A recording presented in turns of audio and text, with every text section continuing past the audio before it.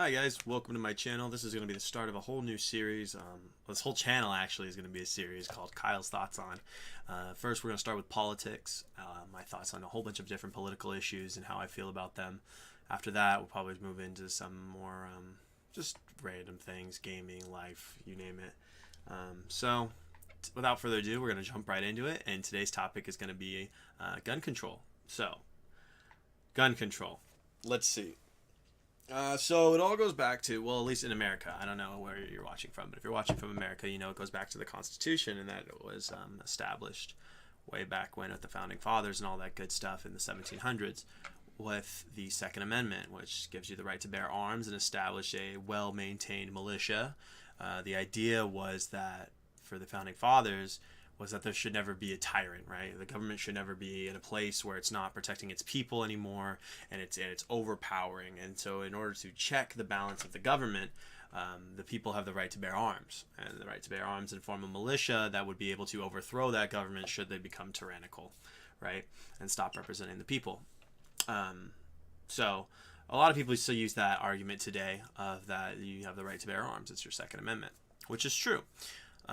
However, there's nothing in there that talks about the right, is it free and open, right? Like, we have the right to bear arms, but you can't just go buy, let's say, an RPG or, a Browning machine gun just from anybody without any special permits or restrictions or stuff like that, right? So, there's definitely a process to it, and there's limitations to it where you can't just go crazy. And a big debate topic now is, should assault weapons, right, whether it be the AR and AK, that sort of stuff, should that be allowed to be purchased by just anybody? And this has really been so much more of a heated topic than I thought it would ever turn it to be, right? Because it seems so straightforward, in my opinion, that, well, that's all this is my opinion, that you should have the right to bear arms, no doubt. It's in the Constitution that you should, but that doesn't mean you shouldn't be able to get it within a shorter period of time than, let's say, like the rules are right now of like a waiting period, right? So you can have a background check, you can have a mental health check, maybe, and I think mandatory safety classes would be a great thing too. Universally across every state, right? Because there's some states where that kind of stuff has already been put in place, the background check, the mental health check, the safety thing, but not every state is like that, and every state kind of has their own laws. And that's another big part of another topic we could talk about is states' rights versus federal mandates, I guess you could say, or federal law, and how that complicates things in America, because it's almost like you have 50 of these little individual countries under the banner of one big one, because everybody can do their own thing up to a point, and then there's some federal things that you can't change, right? Like now there's a federal drinking age. You have to register your car. You can only be a certain age to drive a car, that kind of stuff. So anyways, back on topic. So the problem with gun control, the main argument here is that a lot of people think, or a lot of people have this notion that if you implement things such as, mandated waiting periods, background checks, mental health evaluations, ammo capacity, right, like ammo caps. So like in California, I think you can't have more than like 10 rounds, your magazine can't hold more than 10 rounds, that kind of stuff. No automatic firing weapons, that also another thing. People say if you implement those everywhere, well, then that's just going to lead to this downhill slope of people taking more and more of your guns, right? They're going to, well, now you can't have a rifle, you can't have a shotgun, you can only have a pistol, and then eventually it's going to be nothing, right? The thing about that doesn't really make sense, though, is because if you look back to another example, let's say something like the car industry, right? If you think back to when cars started, there was no mandate on things like seatbelts and airbags and that kind of stuff and the safety features, right? And when they started implementing those, no one thought like, oh, they're going to take all the cars away. They're not just going to start swooping up all the cars, you know what I mean?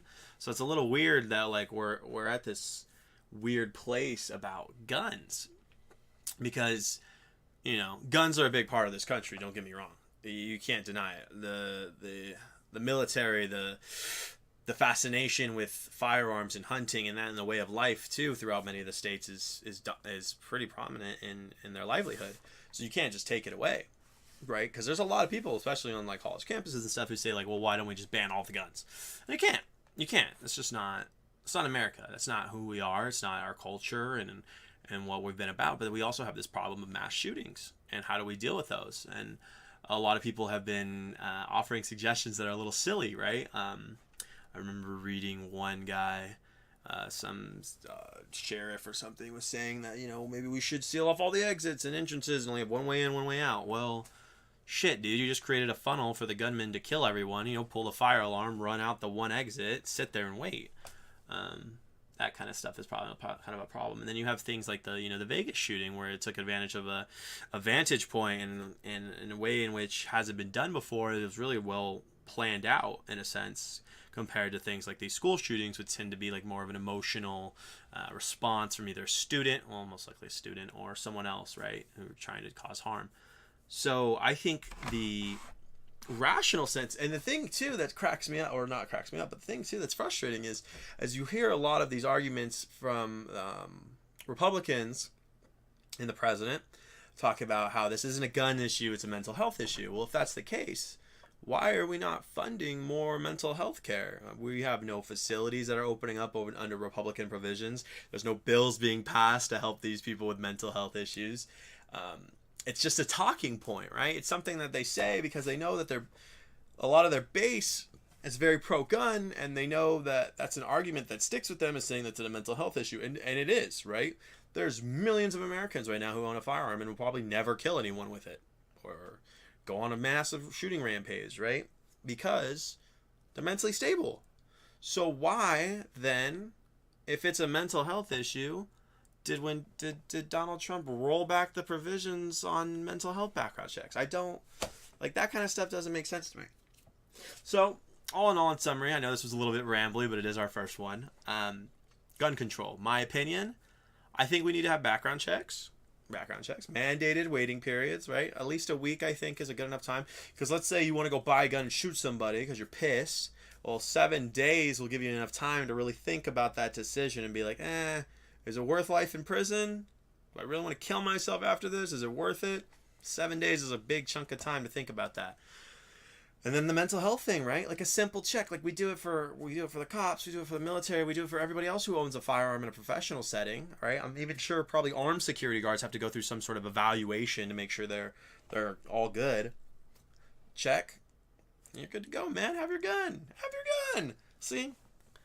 Not everyone's out to take your gun who wants gun control. We need to start coming together on that a little bit. And see, the problem is, closing remarks here, the problem is in modern day politic discussions, or discussions in general, is we like to play teams, right? It's never, let's talk about it and see if we might agree on something. It's I'm a Republican, you're a Democrat, my team's better than your team kind of mentality that we have going on, instead of just talking about it. So that's really what this channel, I'm hoping, is going to be, is just a way for us to come together and talk about it.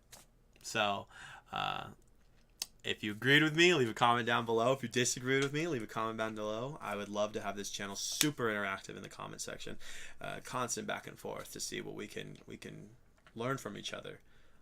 If you like this series format and you want to see some topics brought up, please feel free to let me know. And yeah, thanks for watching. I'll catch you next time.